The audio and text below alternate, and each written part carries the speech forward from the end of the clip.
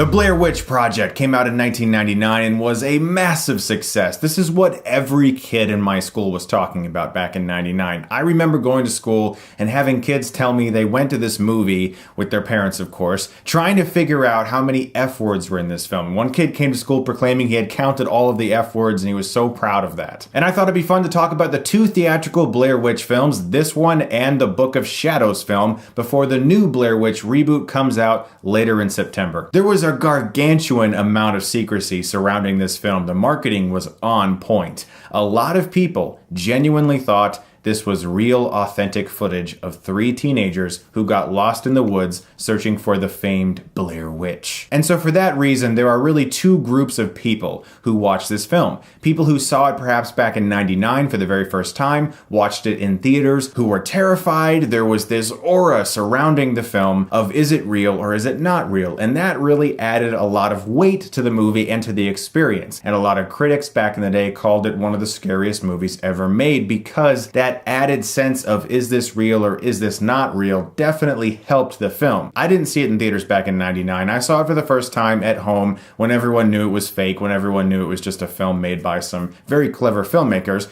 and I appreciated the film for what it was. But the second group of people are the people who have heard the hype of this movie for years, who have constantly heard about it, who maybe even grew up hearing about it and then watched it for the first time and said nothing happened. What the hell? There was no music, there's no witch in the film, you don't see anything, nothing ever really happens, it's just some annoying people who get lost in the woods. And that group of people tend to hate the Blair Witch Project, and so this movie has a lot of things going for it, and some things not going for it. I actually did get a chance to see this movie in theaters because a really cool independent theater by my house called The Nightlight did a witch series, and the Blair Witch was one of the films they chose, and I got to see it in theaters, and it's definitely a different experience when those lights go down and you're suddenly surrounded by the sounds captured by this very low quality footage. It's different all these years later when you watch it at home because it doesn't hold that power or that weight. And even though nothing really does happen in the film, what I think works best about the Blair Witch Project is the three main performances, as well as the sense of realism. These actors are very good. They are giving very good performances, and you really can't argue with that because surveys were done about how many people actually believed that this was authentic, real documentary footage. Many people thought it was real. A lot of people bought into it, and a lot of that is due to these excellent performances. The filmmakers went to such extreme extents to put missing flyers around the various festivals that this film showed at, adding to the confusion if these kids were really missing or not. Also, it was one of the first films to receive a viral marketing campaign. You went on the website and you could learn things, you could read behind the scenes information about the supposed Blair Witch lore, as well as see missing photos of these kids. And if you read the IMDb trivia for this film, you can actually see in the trivia section that the mother of Heather Donahue received sympathy cards because genuinely people thought her daughter was missing or maybe even dead.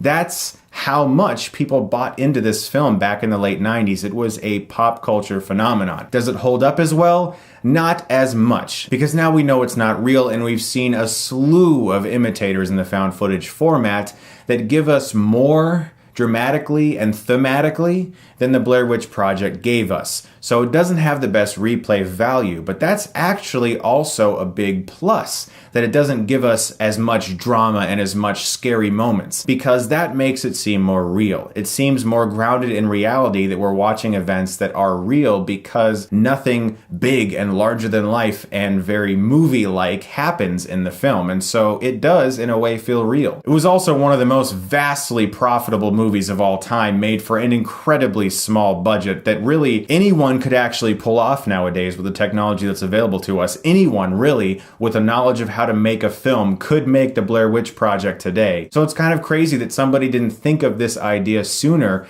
than they did, but these guys, man, did they make bank. They even returned the camera they bought from Circuit City, got a refund on it to make their budget go even farther. That's crazy. One of my favorite bits of info about this movie is that the Blair Witch was actually supposed to show up. There's a scene in the film where the characters run out of their tent, and I believe it's Heather says, oh my god, what is that?"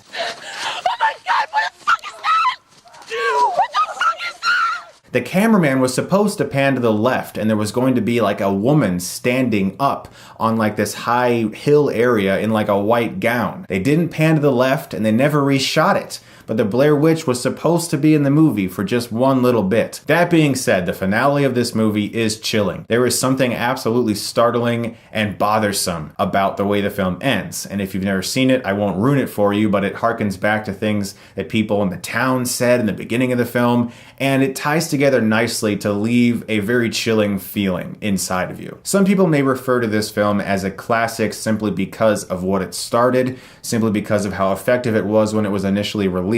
I wouldn't go that far. I think it's a very effective found footage movie with 3 really good performances and a genuine sense of creepiness, but it doesn't hold up as much all these years later because we've been exposed to so many other found footage films that are technically better. But in the same way, as I said, that kind of works as a strength for this movie because it does feel more realistic. I'm going to give the Blair Witch Project a B. Guys, stay tuned because I'm going to have a review for Book of Shadows, Blair Witch 2. That's actually a film I'm excited to talk about because it has a very strange story behind it. There are 2 Book of Shadows films, one that the director was trying to make and one the studio wanted. What we got was the one the studio wanted. I want to also talk about what the director was trying to do and the hopes that maybe one day we'll get a director's cut. I'm excited to talk about that very soon. You guys are the best. Thank you very much for watching, and if you like this, you can click right here and get Stuckmanized.